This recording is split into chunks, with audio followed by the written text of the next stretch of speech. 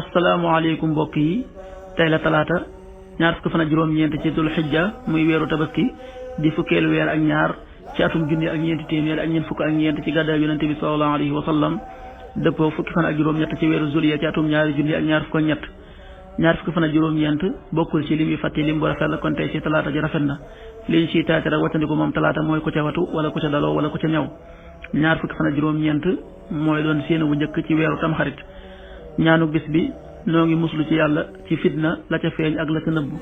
naaudu billahi min alfitani ma dahara minha wa ma batan naaudu billahi min alfitani ma dahara minha wa ma batan xadisu bis bi jëleef na ci Sayd ibn Saabit mu ne yonente bi sallallahu alayhi wa sallam nee na musle leen ca yàlla ci fitna la ca feeñ ak la ca nëbbu xadis bi Muslim nettali na ko an Zayd ibn Saabit anna nabiyya sallallahu alayhi wa sallam qaal taawadu billahi min alfitani ma zahara minha wa ma batan rawahu Muslim.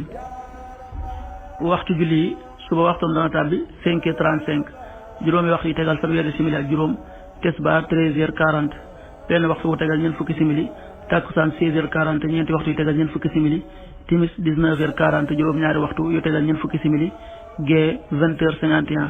juróom-ñetti waxtu yu tegal juróom fukki simili ak benn loolu mooy waxtu julli ci Touba ak li ko wër.